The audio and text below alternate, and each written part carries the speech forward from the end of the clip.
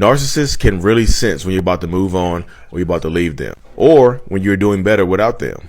And if you're new here, I am a narcissist. I have narcissistic personality disorder. So it really is like a sixth sense once you're about to leave the relationship. Like, we can tell when you're unhappy. It's just like, dang, she's unhappy, or dang, he's really unhappy. And once that narcissistic person in your life senses that you're unhappy, a lot of times when you're about to leave, they'll start to love bomb you, give you everything that you want to need, turn back into that person that you used to know. Turn back into that person that you fell in love with. But that's only temporary, because eventually it'll go back to normal and they'll start treating you like crap again. And once you get ready to leave, the same cycle happens over and over again until you stop it. The same thing applies even when the relationship ends. I'm telling you, when a narcissist senses that you're doing better, they'll come back and try to ruin your life and ruin your happiness. It's just like, oh my goodness, she's doing better. Let me hit her with this text message, telling her that I love her and I miss her. And yes, women can be narcissists too, y'all. So stay strong, stay the course. What is going on, beautiful people? Merry Christmas and welcome to another episode of A Narcissist Explains. I am self-aware diagnosed narcissist Lee Hammock, and I use my platform on social media to raise awareness for narcissistic personality disorder, get more people into therapy, and also in the process of doing all of that, validate the victims and survivors of said disorder. This series is dedicated to making my TikToks and my YouTube shorts longer. They are 60 seconds or less. This is, longer than 60 seconds. So the one you just watched was about a narcissist's sixth sense. The sixth sense. I see narcissistic people. I see toxic people. I can see them. You can see them too. I don't know. I'm hyper today, y'all. It's Christmas. I'm feeling good on Christmas for the first time in a long time. I know y'all gonna be like, "This is weird, Leo. How do you feel good on Christmas? You should feel good on Christmas all the time." It's different. I'm in a good place mentally, physically. My mental health is good. I'm blessed. I truly am. Big man upstairs. But the narcissist's sixth sense. Like, I'm gonna tell y'all this. I know I've seen people say, like, "Hey, Lee, everybody has kind of a sixth sense, and we can like all kind of tell when people are pulling away from us. You're not special, bro." I'm like, okay, cool. But this is talking about narcissists.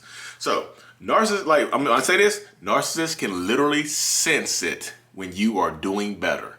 And we can also literally sense it when you are doing bad in a relationship, when you are feeling bad in a relationship, when you are doing terrible, when you can't, like, when your energy is low. We can tell all of that. This is not, I feel like this is nothing new to y'all. I feel like y'all already know this, but we can tell all of that. Like, if we can sense it, like, this is personal story right here. Like, when my wife had left me last year, she ended up leaving like April of 2020, right? Well, it was April 2020. I don't remember the exact date, y'all. But when she left, I could like a week before she left, a month before she left, I could tell she was unhappy, y'all.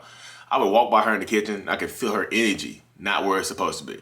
We wouldn't talk. We were like literally roommates. They were parenting together. And I knew it. I could sense that she was unhappy. I could tell. I could read her energy, her body language. I knew all of that. You know what? I literally could not do anything about it. I couldn't. My body, like my mind, was like, dang, she's unhappy. I need to go give her a hug.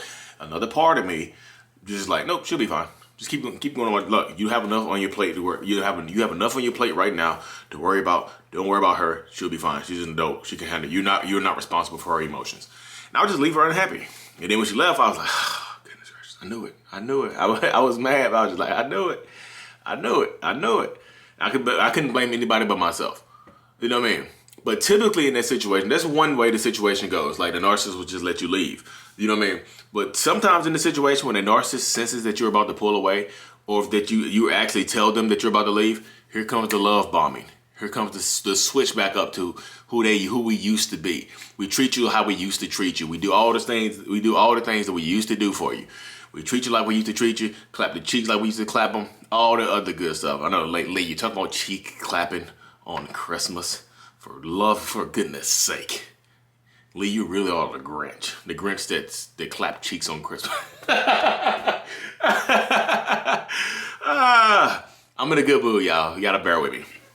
But yeah, when the narcissist senses that you're unhappy, they will literally start to love bomb you and show you everything, tell you what you want to hear, tell you what you need to hear, do all the actions that you request of them just to keep you there. To get you to drop your guard, or to get you to change your plan, or get you to change your mind to stay. Instead of leaving, you stay, You cut your if you had a lease signed, you break that lease. If you had moving trucks, you cancel the moving trucks. If you had a plan to switch jobs or cities, whatever, you cancel all that stuff. And then guess what? As soon as you do all of that, yank, mask back off. We go back to our regular factory setting. Right there, and then you're unhappy because you keep leaving the stand. You push the pull, it gets you addicted. Because like that's what makes you tap back into. Like that's what keeps you here. Because you see, we show you who we can be. We show you who we could be, and you fall in love with who we could be. You don't fall in love with who we are. You fall in love with who we could be. You fall in love with the potential that we show you. And every time you get ready to leave, every time we sense that you're unhappy, every time we sense you're about to leave, guess what happens? Boom. The potential comes back out. Oh my goodness, the flowers, the cheeks, all this other stuff is coming back out. This is who I fell in love with. This is who I love and cared about. This is the person, like this right here. This right here is what I've been asking for. This is what I've been craving. And then guess what? You fall apart. It falls apart again. Right back to the debate. Right back to the factory setting. Right back to unhappiness. And then y'all, that should be a red flag. See, what people don't wake up to is the fact that right there is a red flag. That right there it shows you how manipulative, narcissistic, and toxic people can be.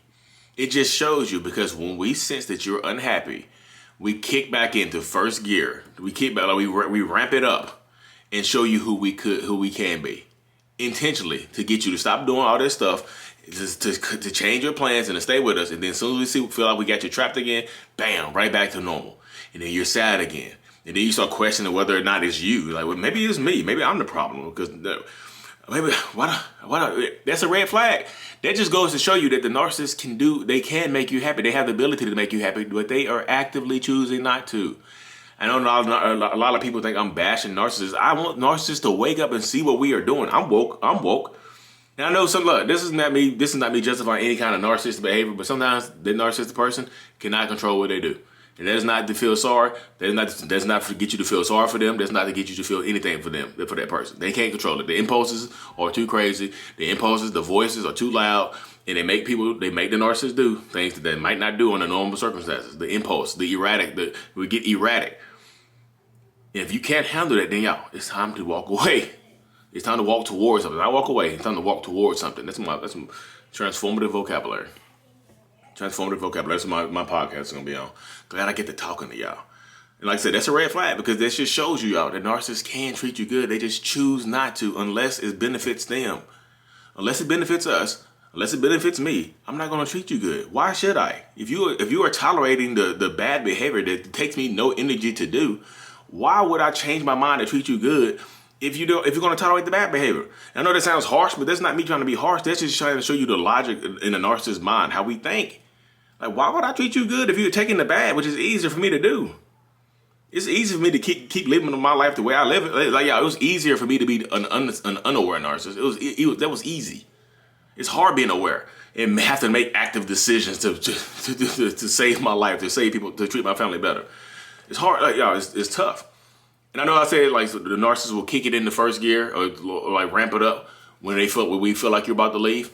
When you do leave, or if we leave you, if the narcissist leave, regardless of how the breakup happens, even if the narcissist is in another relationship, y'all, let me repeat after me.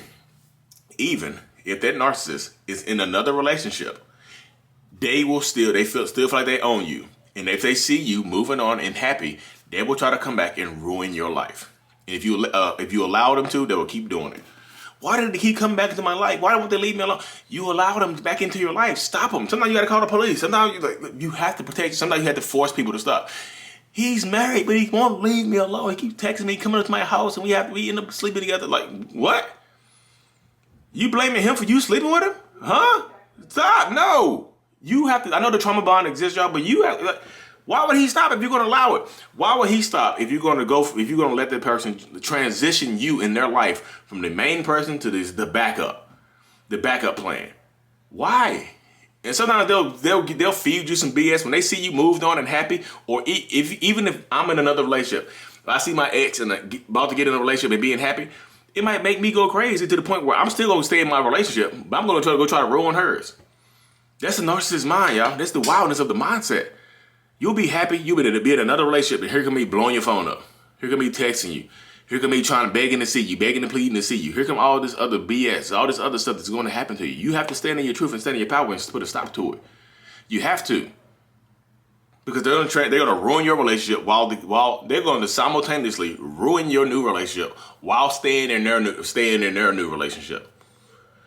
And then you can be mad. You're like, why did I let this happen? Go to therapy, work on these codependency issues, and get a restraining order. Sometimes you got to get a restraining order on these people, y'all. Don't be afraid to take action. And it's not you victim blaming on Christians. This is not me victim blaming. This is me victim empowering. If you can't see that I'm trying to empower you with these tools that I'm providing you, I don't know what to tell you. I really don't. The only thing I know what to tell you is to take back your power, stand in your truth, and be who you are and who you deserve to be. Go get what you deserve, not what's served up to you. Go get what you deserve. 5-star people, not 1-star people. We're not tolerating 1 stars no more. 5 stars rating. Yelp rating for your life, your life and your relationship, the people you pick in a relationship. Yelp rate your life right now. Like if you had to give yourself an honest review of the people that you've dated or married or whatever in your past, what would your rating be? Would you be a 3-star restaurant or would you be a 5-star delicacy? Mwah. Anyways, y'all, like and subscribe for more. Merry Christmas. Mental Illness is out. Peace.